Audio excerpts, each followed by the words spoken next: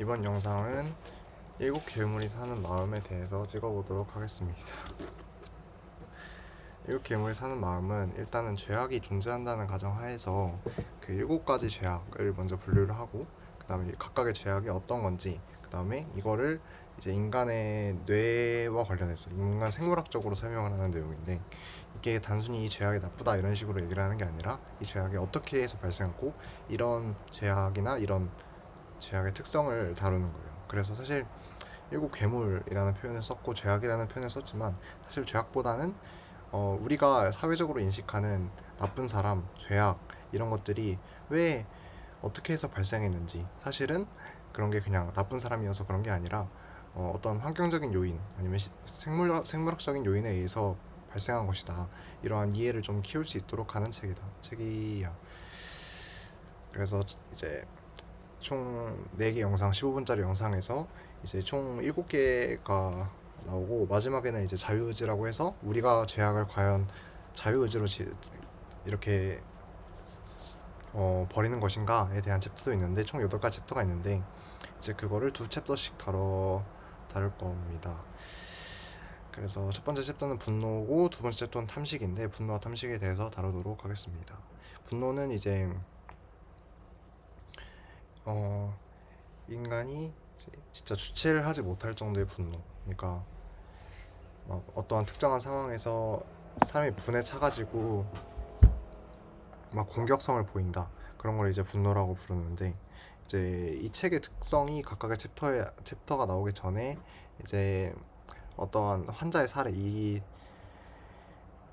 환자의 사례를 먼저 이렇게 제시를 하는데, 먼저 이제 발작을 일으켜서 폭력을 막 휘두르는 그런 환자들도 있고, 그 다음에 원래는 안 그랬는데 어떠한 특정한 약을 먹고 나서, 항경련제를 막 먹고 나서 갑자기 막 격분하는, 막 분노를 주체를 못하는 증상을 보이는 사람들도 있고, 그 다음에 어떠한 사고를 통해서 이제 뇌가 약간 일부가 손상된 이후에 계속 분노 조절을 못하는 그런 상황도 있고, 이런 여러 가지 예시를 듭니다.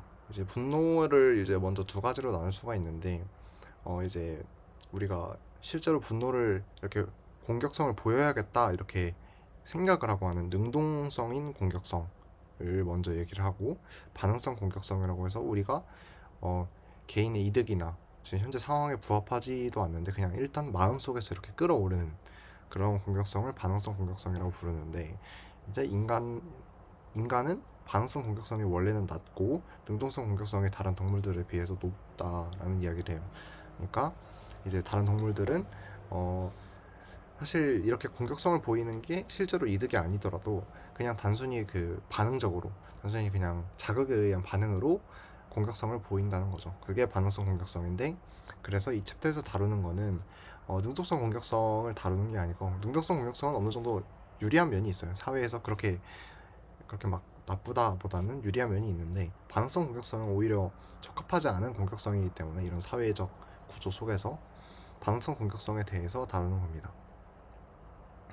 이제 반응성 공격성이 어떻게 만들어지냐, 먼저 편도체에서 분노가 생성이 되어서, 그 다음에 전전두피질, 이마 앞껍질에서 이제 이 분노를 이제 조절하는 브레이크 역할을 하게 되는데, 어 이제 편도체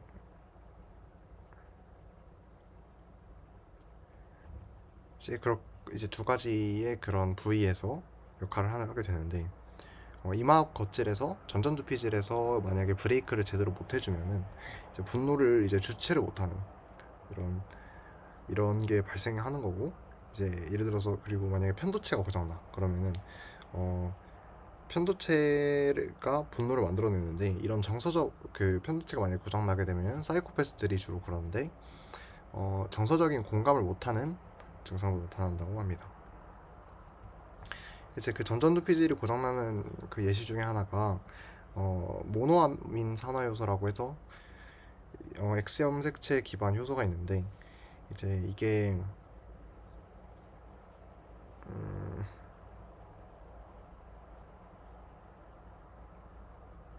이게 만약에 변이 시에 계속 폭력을 유발한다고 합니다. 그리고 이제 전두엽 기능이 억제되는 이제 예시도 있는데, 알코올을 섭취를 하면은 전두엽 기능이 좀 억제가 돼가지고 원래 전두엽이 그 분노를 억제하는 브레이크 역할을 하는데, 그 역할을 제대로 수행하지 못하게 되면서 폭력 범죄 위험이 증가한다, 이런 얘기를 합니다. 아까 앞에서 말했던 모노아민 산화효소 변이 같은 경우에 이제 이게 유전으로도 가능하고, 근데 이제 아동기의 학대를 받으면은 MMA 아니 모노아민 산화효소가 저활성되는 변이가 일어나가지고, 아동기의 학대를 좀 경험한 사람들은 이러한 변이 때문에 폭력 범죄 가능성이 높아진다, 이런 얘기를 합니다. 이게 좀 의미 있는 말인 이유가, 어 이제 아동기 학대를 받아서, 그러니까 이게 심리적으로 어떤 결핍이 생겨서 폭력성을 이렇게 저지르는 게 아니라, 어떠한 그 뇌에 변이가 생겨가지고 자기도 자유의지와는 상관이 없이 폭력이 생길 수 있다, 이런 얘기를 하는 거라서 그렇고, 그 다음에 테스토스테론의 양과도 상관이 있다고 합니다.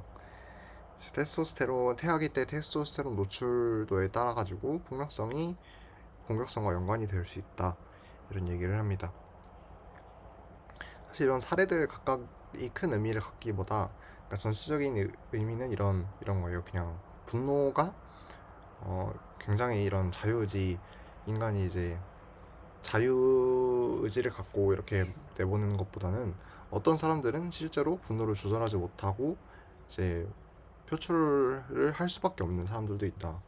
그리고 분노가 이런 뇌의 구조나 이런 유전이나 우리가 조절할 수 없는 어떠한 것들에 의해서 결정될 수 있다 하는 겁니다.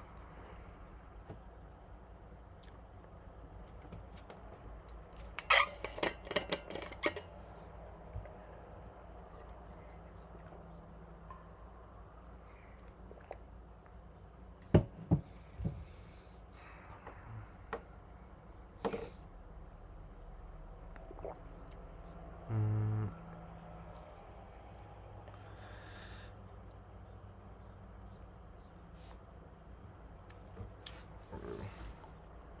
그리고 이제 두 번째는 탐식인데, 탐식은 이제 막 많이 먹는 것, 우리가 계속 끊임없이 욕구를 계속 탐하게 되는 것, 탐식이라고 하는데, 그러니까 많이 먹는, 식욕이 많고 막 그 과도하게 먹는, 필요 이상으로 먹는 걸 의미하고, 어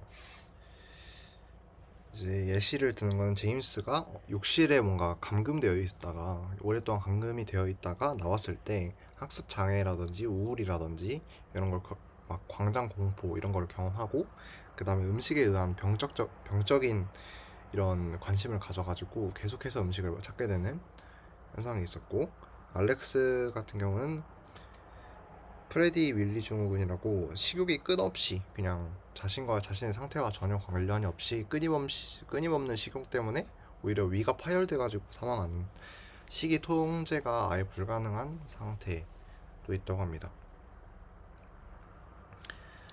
이제 먼저 식이 조절 모델에 대해서 설명을 하는데, 이제 렙틴 시스템이라고 해서, 지방세포가 이제 이런 식이 상황을 보고 렙틴을 분비를 하면은 이제 시상하부에다가 저장량을 이렇게 전달을 한다고 합니다. 어느 정도 먹었는지에 대한 정보를 시상하부에 전달을 하고, 호르몬으로. 그래서 그게 이제 식이 조절이 되는 건데, 예를 들어서 이제 곰의 겨울잠 같은 예시를 들면서 이런 각각의 동물마다 이런 사이클을 맞춘다는 거죠. 음, 근데 이제 이 렙틴에 대해서 좀 문제가 생기거나, 각자 사람마다 수용성이 좀 다를 수 있기 때문에, BMI 지수의 40%에서 70% 가까이가 유전에 의해서 결정된다. 그래서 비만은 어느 정도 유전에 영향이 있다, 이렇게 설명을 합니다.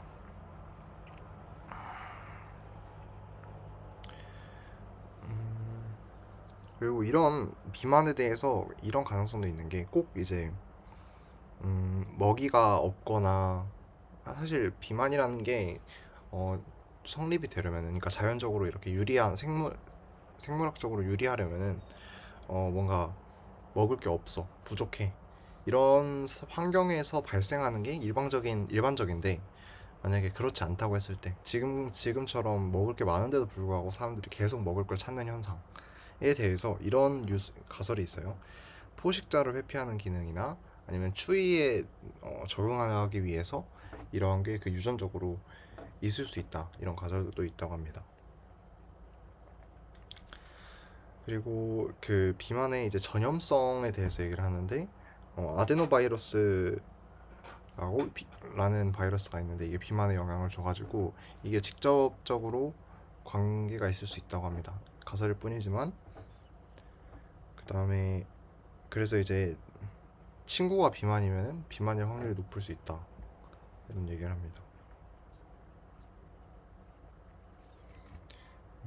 그리고 장내 미생물과 관련해서 이제 무균지 실험에서 이제 장내에 미생물을 투입을 하고 이제 칼로리 흡수나 이런 어, 호르몬의 이런 상황을 봤는데, 충분히 영향을 받는다. 장내에 있는 미생물 상태에 따라 가지고 식욕이나 아니면은 칼로리 흡수 정도의 영향을 줄 수 있다라는 얘기를 합니다. 그리고 이외에도 임신 중에 이제 굶주리면은 비만 확률이 올라간다. 자궁 환경에 따라 가지고 이제 아기가 태어났을 때 비만 확률이 결정된다, 이런 얘기도 하고, 그 다음에 비만이 엄마가 비만이면은 자녀도 비만일 확률이 높다, 유전에 의해서. 이렇게 얘기를 합니다. 저번에 수업 때 얘기를 했을 때 이게 배고파서 먹는, 필요에 의해서 먹는 이제 탐식이 있을 수 있고, 그 다음에 도파민성으로 이런 먹는 행위에 중독이 되어가지고 먹는 탐식이 있을 수 있다. 근데 이제 도파민성으로 먹는 게 너무 과해지다 보면은 이러한 탐식으로 이어질 수 있다, 이런 얘기를 합니다. 그래서 일단은 이 두 챕터, 분노와 탐식에 대해서 요약을 해봤고, 이 챕터 자체는 이런 얘기를 하는 거예요. 쟤는 이제 그냥 완전 안 좋은 게 아니라 진화적으로 어떠한 유리한 측면이 있기 때문에 탄생한 게 아닌가. 근데 그러면서도 이런 얘기는 해요. 현재는 이런 죄가 이렇게 자녀 수에 그렇게 큰 영향을 끼치진 않는 것 같다. 그러니까 현재에는 영향을 끼치지 않는데 과거에 진화적으로 유리한 측면이 있기 때문에 개발되었을 것이다. 예를 들어서 탐식 같은 것도 뭐 과거의 기근이나 뭐 먹을 게 없을 때 굉장히 유용할 수 있죠. 평소에 많이 먹어두면은 안 좋았을 때, 만약에 먹을 게 없을 때 살아남을 확률이 더 크고, 분노 같은 경우도 우리가 굳이 상황 판단을 하지 않고도 엄청난 에너지를 쭉 그리고 끌어올리게 하는 효과가 있을 수 있고, 그래서 이렇게 죄는 이제 생존을 위한 본능이다. 근데 이제 그게 점점 과해지면, 중독이 되면은 우리가 말하는 죄가 된다, 얘기를 합니다. 분노를 교수님이랑 얘기를 하면서 이런 얘기를 했는데, 평소에 우리가 가지던 에너지의 수위가 있는데 그 수위를 훨씬 뛰어넘어서 아예 완전 엄청나게 큰 에너지를 방출하는 거를 분노라고 이렇게 얘기를 할 수 있다. 그래서 우리가 다른 동물들을 보면은 굉장히 작고 매소한 동물들이 엄청 큰 분노를 보이는, 막 치와와가 막 짖는 그런 현상도, 자기가 평소에 에너지 수위가 다른 동물에 비해서 작지만 이러한 분노 시스템을 이용을 해가지고 이런 에너지 수치를 단기간에 확 끌어올리는 방법, 이러한 전략을 사용한다, 이렇게 얘기를 합니다. 그래서 이제 작은 동물들 같은 경우에는 평소에 큰 이제 몸집을 가지지 않아도 이런 분노 시스템을 활용을 하면은 에너지를 단기간에 훅 끌어올려서 좀 더 위협적으로 보이고, 이런 위협을, 그리고 어떤 적을 만났을 때 잠시나마 회피할 수 있는 그런 시스템을 갖출 수 있다, 이렇게 얘기합니다. 다음 챕터에서는 세교기랑 질투에 대해서 다루도록 하겠습니다. 이상으로 영상 마치겠습니다.